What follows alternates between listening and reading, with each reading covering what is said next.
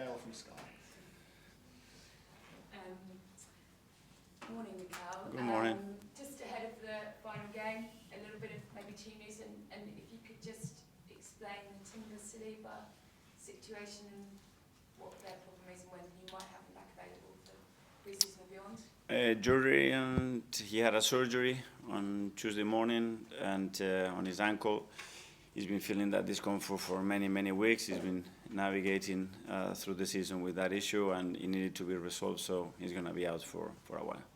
And Saliba, he felt something in his hamstring in the first half, just before halftime, and again, he's going to be out for a few weeks. In terms of Urian, will he miss?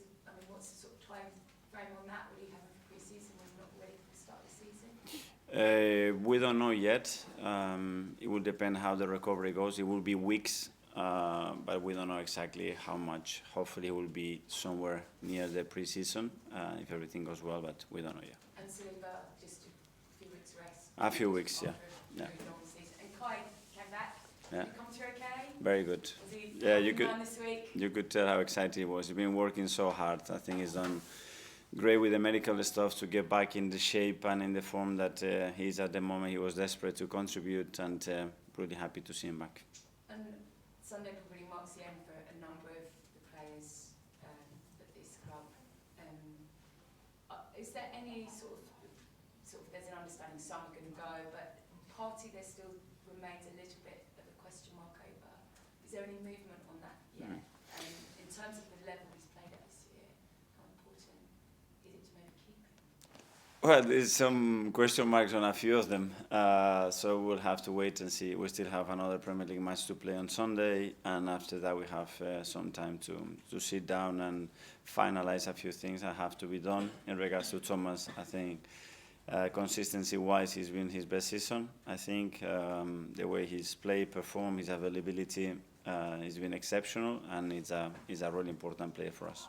And in terms of another important player for you, Raya, could get his golden gloves, couldn't he, on the weekend? That sales and him head-to-head. So much kind of noise when you signed him. Do you sit back at in your armchair with your peace and quiet at night and think, gosh, that was one of the best decisions I made bringing him in, and the improvement you've seen under him?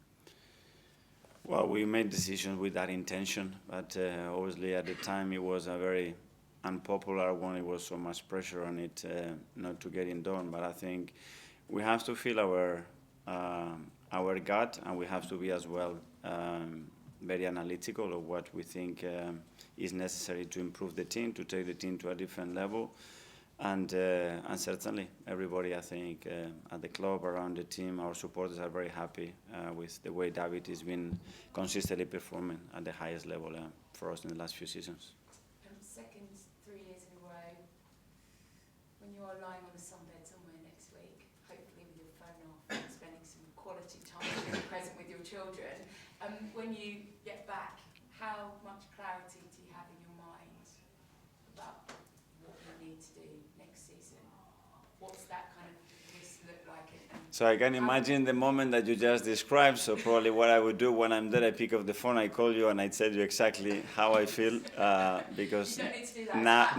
now exactly is not the best moment to do it, and I don't feel in a way to do it. I have quite a clear picture, but I need a few more things to then have a real clarity and analysis and describe the season with the right words, because I know that that's going to be very important. But the picture you have in your mind of what next season looks like, assuming with the trophy in your hands, that alignment, the players, where you go with this squad is very clear in your mind. What's the most important thing about getting that right next season?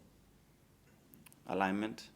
That the people that everybody at the end, we all feel the same way, that we feel that we are capable. It's not just a dream, or it's not just something you want to do. Do we have everything that is needed to do that? And even if you do, there is a lot of things that are going to play a part to win. A lot of things. Performance is going to be the squad quality, availability is going to be referees, the schedule, who do you play, when, in what kind of form they are, how many days do you have to recover, and then the randomness of football.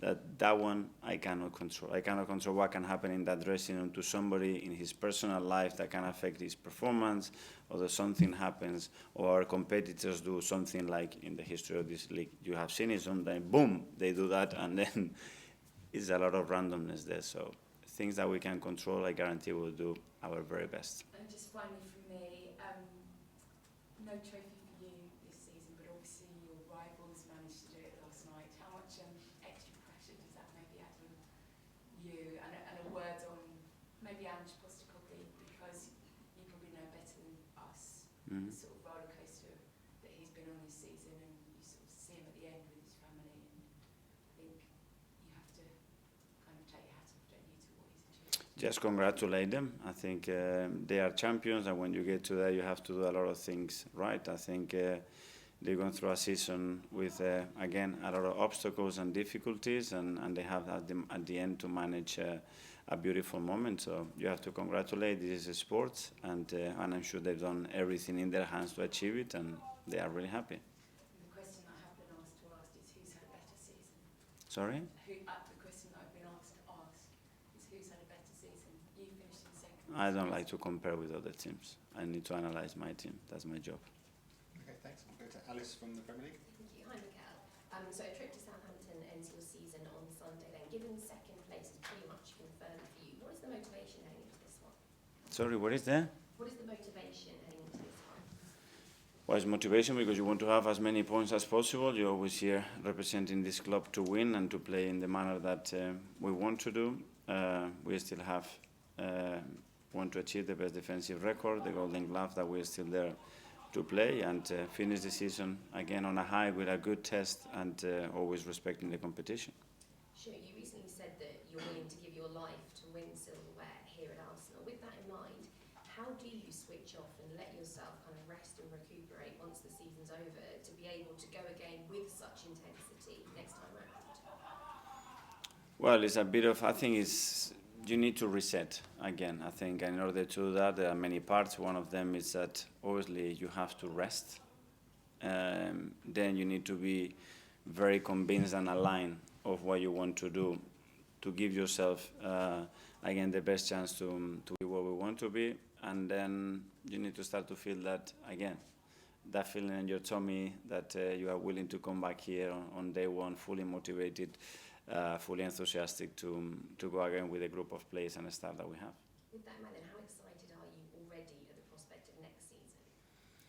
I am excited, but I think now I need as well to rest a little bit, to calm down. I think to have and to start to make certain decisions in the most efficient way with the right timing as well, to make sure that I can rest, because that's big part of the rest when you start to see, okay, things are happening and are happening in the right timing, in the right direction.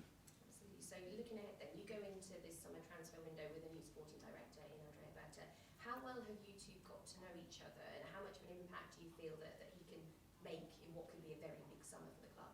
Yeah, I think he's going to be a big contributor. His experience is the fact that he's already won and won in very difficult contexts as well. The way he's built him, I think, is exceptional. So, yeah, I think we have to share all that responsibility. Andre is going to be a key part driving the idea and the plans that we have to try to execute him, and we are here to support him. Finally, for me, your last pre-match press conference of the season, if you had to summarise your season in one word, what would that be and why? When he finishes, and I knew that question was coming, when he finishes, I would do that, and I would use, if I count one, if not, I might use three. Okay? Thank you. Dr. Simon from the Standard. Mikel, just in the last 24 hours or so, or 40 hours, you've been linked with Rodrygo and Rodrygo. I'm not asking you to talk about a specific name of him, but what does it say about where this team is at, where the project is at, that you're linked with a player of that calibre? Well, I wouldn't like to name a player, but obviously we've come. So I think the biggest thing is that, and using the word pride, is that we have brought the club into a position, into a place that next season you have to win a major trophy. That means that everybody believes that we have the level, that we have shown the consistency, and we are an elite team in this country and in Europe. And if you don't do that, then what's going to happen? So for me, that's the biggest statement, that Arsenal is there. And should you be in a conversation when a player like that is on the market? I mean, if you want to win major trophies, you have to be the best in the market, no? Because you need the teams that win have the best players, always at this level. Harry from Newcastle. Mikel, you weren't joking when you said that Kai Havertz had bulked up when he came on the other day. I think you could see clearly that he's built. You saw the difference, yeah? You could see it from the stands. On the centre-forward thing, there's been a lot of talk about Arsenal moving potentially for a centre-forward in the summer. Does Kai Havertz coming back in such good shape, does that alter your thinking at all going into the summer, or are you very clear on what needs to happen or doesn't need to happen in that position? Well, what is clear as well with the amount of injuries that we had in the front line, that we need to go threat. We need the firepower out there. Understanding that the context can change tomorrow, and we cannot rely just in the numbers that we had before. And we have to add goal, we have to add creativity, we have to add numbers, and that will be in different positions. Tom, well done. I was trying to build something you talked there with Simon. You talked about the raising of the expectations. You said to me before that success and failure aren't two words that you use in your vocabulary. Do you feel that football has gone into quite a binary way where we look at things as trophy success, a season without trophy failure? Is that a worry? A worry? Yeah. Well, externally, yes. I mean, you're going to only evaluate that, then use those two words, and that's it. But then, I think, make decisions in base to that. So next season, you don't do that, you are out. If you do that, you are here forever. I don't know, what is it? Because last night is a really good example of that. Or the final between Inter and PSG. Because they're going to be judged only if they win it. If not, they're going again like the last 12 years that they have tried it. Yeah, I have a very different view on that. How do you cope with that mentally in terms of and for you as a manager managing players, how they deal with a season where it's not necessarily achieved what you wanted, but you can see the progression that's been made by those players? But where is the joy then? Because then if I have to analyze ourselves, Arsenal football clubs, we have failed the last 20 years in the Premier League, and we have failed in all our history in Champions League. If you take it there, what? Who are we then? What is our brand? What is our club? What is that we stand for? What is our values? What is our way of playing? What are the moments that we live together with our people? If we're just going to evaluate that, you have to do a summary. 20 years of that, and a full history of our club of that in Europe. I wouldn't go that way. Okay, last two in the As Live section. We'll go to Nick Callow at the back there. Hi, Mikel. Talking of finals and trophies, the women have got big finals this weekend. Your thoughts on that? Will you be watching? I will be watching, I will be wishing, and I think everybody is just full on board, just bringing that energy to them. It's going to be an incredible moment for the club, for them, so wish them all the very best, and we will be watching. Does their success bring energy throughout the club, through to your team as well? For sure. The women's, what we do in the academy, at any level, anything that is very positive for the football club, we are more than happy to do that.